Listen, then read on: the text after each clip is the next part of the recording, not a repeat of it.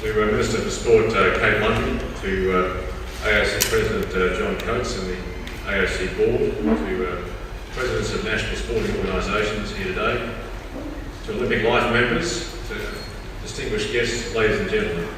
Thank you very much for the invitation to speak here today. Can I extend, first of all, my warmest congratulations and admiration to those of you in the audience today who will be receiving an Olympic Order of Merit. Your contribution to Australian sport and the Olympic movement has been fantastic, and it sets a great example for others, of which I will say more later. I'd also like to acknowledge the outstanding leadership shown to Olympic sports by the President of the AOC, John Coates. Coming from Melbourne, I must confess that when I came into the AOC job, I thought that Andrew Demetrio and Mike Fitzpatrick might be the most powerful people in Australian sport. But 6 months into the job, I can confidently reassure you that the seat of power in Australian sport resides right here in the MCA. Australia's amazing Olympic reputation is due in many ways to John's efforts and leadership over many years. I'd also like to acknowledge today our Sports Minister Kate Lundy. When I was talking to Kate last year about taking on the job of Chair of the AOC, I asked her how she was enjoying the role as Sports Minister. Her eyes lit up. "It's my dream job," she said. Now, I've worked with government ministers responsible for various finance and sport portfolios for over 20 years, but I've never seen a minister so passionate and utterly committed to her job and the community that she represents as Kate. She gives up an amazing amount of family time to attend sporting events of all descriptions, which is no small sacrifice when you're managing a family of 5 kids. So on behalf of all Australian sports lovers, Kate, I want to say today, thank you for all the good work that you do. Ladies and gentlemen, all of us take pride and rejoice in the fact that Australia is a sporting nation.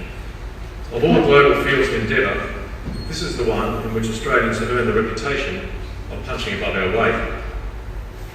One of the bedrocks of this reputation is our national performance over the years at Olympic Games. Something about the truly global nature of Olympic competition and the monumental pressure to produce your very best at a single moment in time, after 4 years of preparation and with the eyes of the world upon you, lifts Olympic achievement to another level in sporting respect. The Australian Sports Commission and the Australian Institute of Sport have huge belief and pride in our Olympians and our Olympic movement. It's been in our DNA ever since the AOS was founded in the aftermath of the Montreal Games. This has never been more true than today. Of the many changes recently announced by the AOC, one of the most significant was the adoption by the AOC, for the first time, of national targets for Australian achievement in international sport. To summarise them, they are top 5 in the Olympic Games, top 5 in the Paralympic Games, 20 world champions annually, top 15 in the Winter Olympics, and number 1 in the Commonwealth Games. We have no doubt that these are tough targets to achieve, but we believe that setting high expectations matters. It matters because the only way to achieve hard things is to set hard goals. It matters because taxpayers are having more than $180 million per year of their money spent on high-performance sports programs and have the right to expect accountability for that investment. Of all the targets nominated above, there is no doubt which is the most visible to Australians. Top 5 in the Olympic Games. Ladies and gentlemen, the significance of the fact that the Australian Sports Commission has adopted this target cannot be overstated. Your goal is now our goal. As a result, Australia's performance in Rio now offers a real test for the ASC and the AOS. I believe that this alignment of goals ranks with the lead up to Sydney 2000 as the closest in the history of the Australian Sports Commission, the AOS and the AOC. I think this is a courageous stance by the AOC, and it is one of which I'm particularly proud, given that firstly, we have dropped from 5th to 10th over the last 3 Olympics, and getting back to 5th will require Australia to double its gold medal tally from London. This is a turnaround story. Secondly, it will be a lot harder to finish 5th in Rio in 2016 or in the Olympics in 2020 than it was in Sydney 2000. the world has changed. Developed countries have become better, smarter and tougher in international sport. No better example than the British. And our athletes now face an emerging class of competitor from the developing countries, supported by rising economic prosperity and governments keen to prove a shift in world power. Thirdly, we at the Sports Commission are not asking for more government funding to achieve these targets. And fourthly, I'm proud of this because it's a vote of confidence in Australian sportsmen and women, notwithstanding the negative atmospherics around Australian sport in recent times.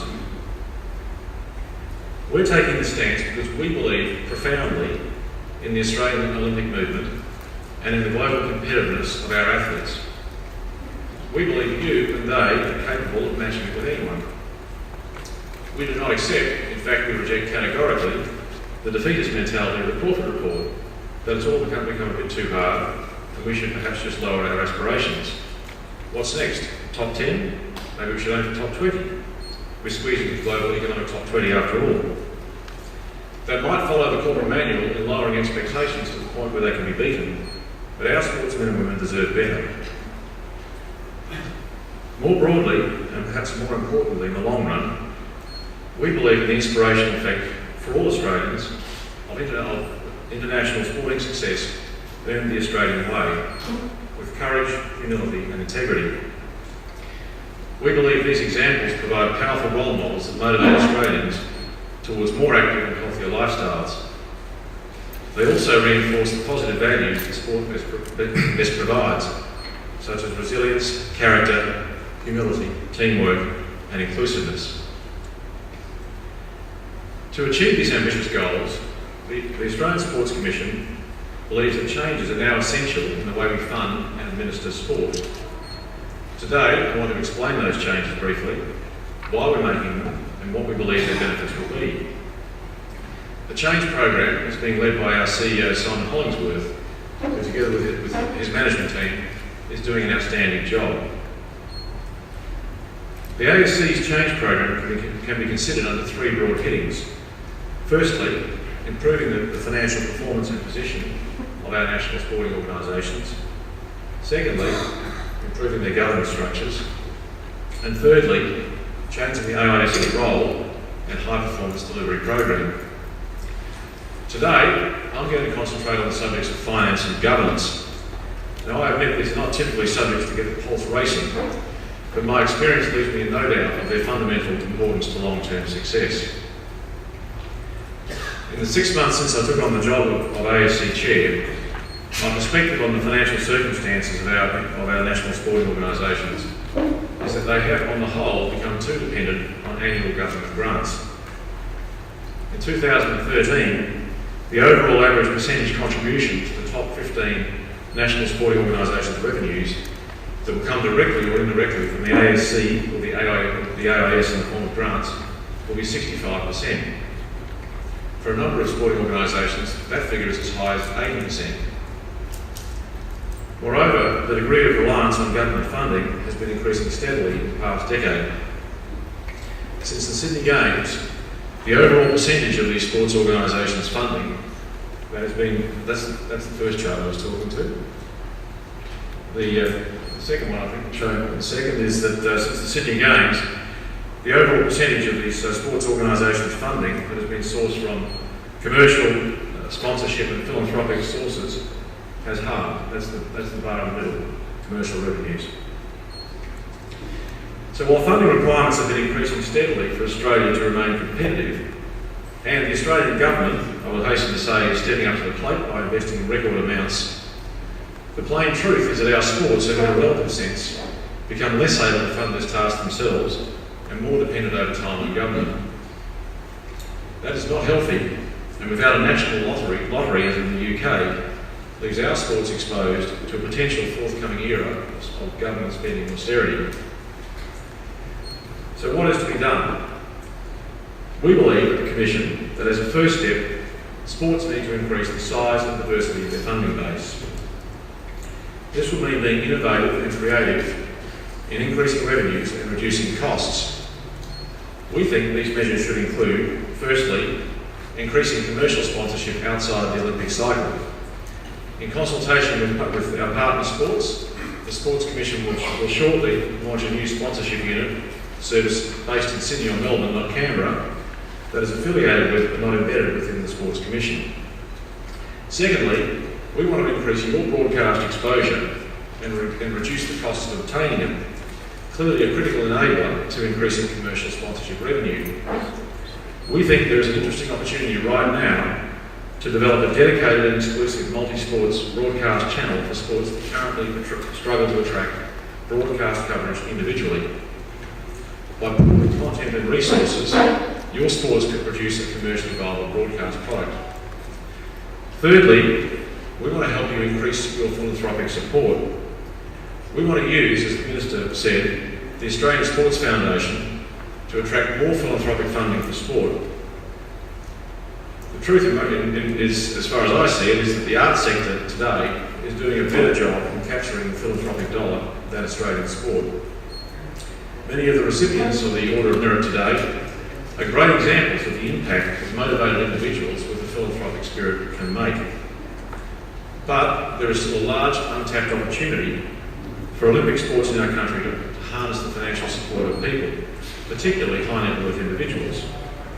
And the great thing about high net worth individuals is that the reason they became high net worth in the first place is that they're usually pretty talented and driven individuals who like to succeed, so they can contribute a lot more to your sport than money. The fourth area of opportunity is a more collaborative, less siloed approach by sports to sharing services, and we're looking at that at the Commission right now. Now, many of these strategies will not produce quick wins given the lead time for commercial initiatives to produce dividends and the economic pressures facing the private sector at present. But they will, in time, make your sport stronger, more powerful, and more resilient. Not just financially, but psychologically, the effect of which should not be underestimated. I'm pleased to add that in a financially constrained environment, the Commission is doing its bit to provide targeted new funding support for sport. We've increased the direct athlete support funding from the Commission by $2 million per year, which together with a commitment of $1 million next year from the Commonwealth Games Association, will increase GAS funding from $8 million to over $11 million per year. We believe putting more money into the hands of athletes to allow them to concentrate on their training and preparation is one of our most important priorities. Together with the AOC's medal incentive funding that John referred to earlier, and matching grants by some sports to athletes, athlete funding in Australia is moving in the right direction to becoming more globally competitive. We've also reserved $5 million per year for new leadership development initiatives for emerging high-performance coaching talent, for seed funding for improved innovation and technology in sport, and for improved cross-sport national talent identification. Wouldn't it be great to see the sports in this room start to turn the tables on the professional sports and win back emerging talent through a new Olympic draft, something like the AFL draft, with the lure of something that most professional sports can never offer, the prospect of wearing green and gold at an Olympic Games. A close cousin of the financial reforms that I've mentioned is some simple but important governance reforms. We recently announced some new governance principles for all sports receiving more than $5 million in Sports Commission funding per year. We made them mandatory because evidence shows they usually drive long-run success and effectiveness in organisations. These principles include, firstly, a single national governing body for each sport and national organisations that work cohesively between national and state levels. We expect the three peak cycling bodies to merge as per the recommendation of the Wood Review, and we're glad that Cycling Australia is keen to embrace that recommendation. Likewise, we believe it is in the best interest of athletics in Australia, for Athletics Australia and Little Athletics to merge, and are very pleased that Athletics Australia and Little Athletics are showing real leadership by coming together to undertake a review of the Sports Commission into a potential merger. Some sports may want to go further and move to an AFL-type model by rolling up state associations into a unitary national body. We encourage that. The second governance reform is best practice board nomination and election processes, with a nominations committee, a chair elected by the board, not organisation members, and improve gender balance. Some sports have very effective chairs today who are elected directly by their members. We are confident that they will be supported by their board colleagues when they offer themselves in future for election by those colleagues as chair of their board, and that their sports will be structurally sounder for having made that change. Thirdly, we believe in improved financial reporting, in particular for sporting organisations to commence reporting on a national basis, including their state associations. We think this not only presents a more realistic picture of the true financial position of sports, but also promotes a national thinking within sport. And the AFL does provide a powerful example of the benefits of that. And finally, improved supervision by sports organisations over sports science practices. We require, and believe the Australian public expects, a total and unequivocal commitment to the principles of anti-doping and integrity in sport. Australians love to win, but not at any cost. As with our financial reforms, these governance reforms are structural changes with an eye to long-run benefit, not short-term wins. With these changes, we and you can't guarantee the Australian public particular outcomes. Everyone in this room and everyone who knows and loves sport knows only too well the glorious uncertainty of sport, both positive and negative. But the Sports Commission has great confidence in the future of Australian sport and of the Australian Olympic movement. We believe that you will succeed and prosper into the future as you have in the past, and want to do everything in our power to enable that success. If sport steps up, I can guarantee you that the Commission will step up right beside you, but it can't be a one-legged race. Congratulations again, John, to you and your AOC colleagues for your leadership in Australian sport. The AOC looks forward to many future successes together.